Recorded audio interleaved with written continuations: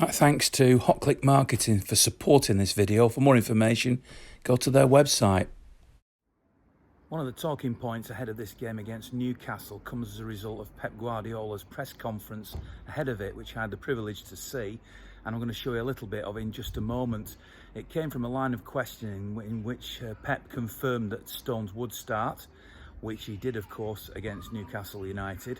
But then a further follow-up question was along the lines of, Pep, you've always said that as long as you're at the club, so would John Stones be. This was the answer he gave, and then after that you'll hear the reaction of fans to whether John Stones has a future, in their opinion, at City. I said many times, I continue to say, I'm more than delighted with John Stones as a person and as a professional and everything. So what I want is the best for him, but at the end of the season we're going to speak about what's going to happen, because sometimes it's my wishes, it's not the wishes for the player or wishes for other situations for the club. I'm honest with them, and the moment I will feel not with John, with any player, we have to change or have to do it. We have done in the first season, we're going to tell them. But John is a guy, like, he's a young player, and always we want is to be a consistent to train regularly. There are players that you can play every, 11 months, every 3 days, and it's not a problem. And some other players struggle more to be fit. And what you have to do is to find the key to be able to train and play every 3 days. This is what we want. When he first came, there was all this talk, John Stones, have you seen much of him, Peter? I said, no, I've not really seen much of him. Everton, he did all right, a young kid coming through. And I thought, he's going to be, the way they were raving about him being like the next Alan Hansen to me, well, that's a big statement in itself, for someone to play like as good as Alan Hansen, who was a wonderful defender and comfortable on the ball, as you know. But I think he's just gone backwards. Something's happened to his confidence. I was expecting Jonathan Stones to take the mantle on. He's played for England. Since Vinny's left, Ian, I'm looking for leaders. We need leaders on the field. We're a wonderful team, as you know, but we need people to stand up, be counted, and start. If things are going wrong, shout at somebody else. Like in my day, we had 11 captains on the park who would all give somebody a rollicking if you weren't pulling your weight. You need someone out there who's going to be a leader, and who's going to be the next captain. Get back to that situation with the next captain after David Silva eventually leaves. Is it Kevin De Bruyne? Is it somebody else? But Stones, I would have thought, would come in being the Englishman at the back, take the mantle on, start talking to people, showing more confidence. But to me, I think his game's gone backwards. City should beat Newcastle comfortably today, whatever team Pep picks, shouldn't they? Yes, I think Steve Bruce is doing a wonderful job. He's trying his best up there with a limited team, and all this with the new owners taking the club over. It's been difficult times, but I think Steve Bruce is doing well. But comfortably, City on the day should beat Newcastle. As we know, Ian, it's just at the back is the worry. If someone's going to slip and make a mistake or take the lack of concentration from somebody, that's going to be our problem. Because I also feel the keeper, who's a wonderful keeper, he's coming out covering. Last week I saw him come out. He made a diving header in his own box, and he dove and headed the ball into the stand. He's covering for our lapses and our lack of concentration at the back, because he's not confident that these guys are going to cover up. John Stones, to me, has been a role model to a lot of young fans at City. He's been unlucky. He's had a few injuries. And again, when you've got a squad like ours, you're not guaranteed a starting position. If you look at Otamendi and you look at John Stones, they must go home every training session. What do I have to do right? And in all fairness, it can sometimes probably knock your confidence. But to me, I've always liked John Stones, his height. He's an England international as well. People forget that. We need to keep faces like John Stones in the City shirts to remember that 2022, when we start the campaign for the Euros, it'd be a shame if he goes. But like I say, a footballer's no longer thinking. They're thinking about playing. They don't just. I don't like listening to it's about money. It's not about money with some of them. It's about playing football. It's what they all join the circuit for, to play football. So yeah, it'd be a shame. If City sign Koulibaly though in the summer, that's going to push John Stones even further down the pecking order. With Eric Garcia emerging, is it time for him to move on then? Yeah, that's what I think I'm trying to say, that if he has to go, he has to go. He's got to make that decision. He's not going to sit on the bench for money. He's going to go and want to play in time. He's not going to get any younger, is he? And you know, the Euro 2022, his target will be trying to get into the England squad. Yeah, when he first arrived, I think he had such promise. Everyone was really excited, probably because, again, he was English.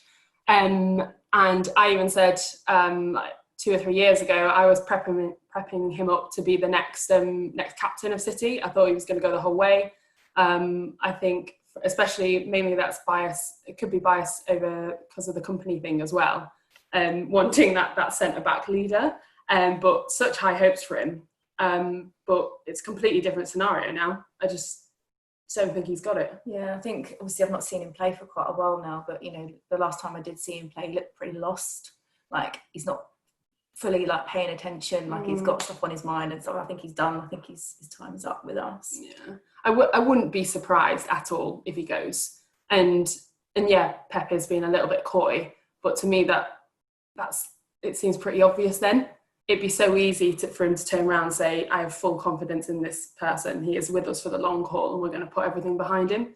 If you're not willing to make that statement, then obviously something's going on. So it's sad because I would love to see him like turn it around and perform well. And if he did, he could come out today and have a fantastic game and he'd have everyone's support again, wouldn't he? So I guess it's all on him.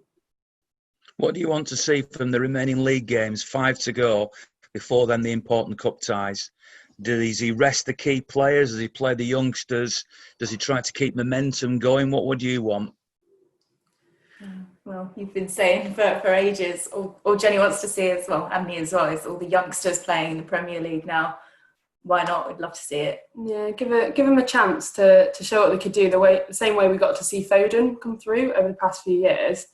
And to your point on like the Champions League and stuff. Yes, I know it's easy to be like, oh, the league games don't matter so much anymore. But from a player's point of view, surely you want to step out on that pitch and that's like your trial game to be in the Champions League team. I think it's going to be a Manchester derby for the FA Cup final as well. So we absolutely need to pull out all the stops and just embarrass them, to be honest. So God, Collies. what would be great is the FA Cup final. That. It's not happened yet. Okay, I won't say that. Cut that out. Do not say what I think should happen, just in case. Let's get through Arsenal first before we... We definitely need another centre half. I really do think so. I think Laporte, yes, definitely he can stay, but I don't know. I'm not 100% sure about John Stone. We need a change, don't we? We do. We need a solid back four. I mean, that's where I think our weakness is at the minute. It depends if Newcastle show up tonight. I mean, the last time we played them, they didn't really, did they? I'd definitely start with Foden. I remember when he was playing for Everton and I got in quite a lot of hot water by a lot of people, including Stuart Brennan from the Manchester Evening News, when I said, I don't think John Stones will ever be a world-class defender. Because at the time, you probably remember me saying that, Ian, because at the time, people were saying he's going to be the next Bobby Moore. And I never saw it then. And here we are, however many years later, and I still don't see it. Now, that's not to say John Stones is not a good footballer, Ian. And it's not to say that he may be a good footballer in a different position, a better footballer in a different position. But as a central defender, no, not for me.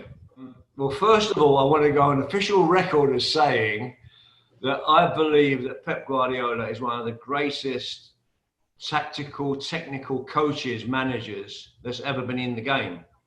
I think he would be in my top 10 of all time in that role, in that coaching management role. So Rodney Marsh is not going to tell Pep Guardiola what to do. I have an opinion, of course, and I'm happy to give you that opinion, which is this, is why in the world Phil Foden hasn't started more games is completely beyond my comprehension. Looking forward for Foden to start because I think he didn't start the previous game. So I was anticipating that Foden and De Bruyne would start today. You're watching this game in Delhi, in India. Yes. It's Newcastle at home. It's not, in theory, that important. Are you still as excited about watching this game as you would be for one of the bigger games? I'm definitely excited to see Foden lined up with De Bruyne and Silva. I'm definitely looking forward to it. So I'm eagerly excited, and like the Foden thing that I said, I have actually captained Foden for my FPL. So you're expecting a few goals today by the sound of it. Yeah. Yes, definitely. And Newcastle has been a favourable fixture. I think we haven't lost a game to Newcastle in the Premier League at home for the last 2 decades. The last time we lost to Newcastle was, I think, 2000. And the last time we lost a home match to Newcastle, even if it was a League Cup, was, I think, 2014 or 2013.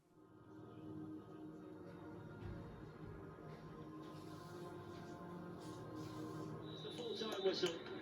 And the goals continue to flow for Manchester City and Pep Guardiola following the resumption of the Premier League season. It was like a walk in the park from my point of view, because we had no pressure on us. I mean, I think Edison was asleep unless somebody. I don't think he might have gone off and so in half time. We call what does Edison sit on, Yaya? A deck chair. A deck chair. He has a deck chair behind his nets. But great. I mean, you can see that the players are enjoying, the movement off the ball, it's almost like a training routine to City at home. Some of the football I've seen at home, I can't say I felt the same about Chelsea last week, even Southampton, but at home we've certainly been, at our best. I saw a statistic that said City had over 90% possession at one stage in that game. I mean, it's mind-blowing, isn't it? That is mind-blowing. 90%, when you look at the stats there, I mean, what was the score? 5-0. High five. Give me a high five. I'm going to score 5 goals.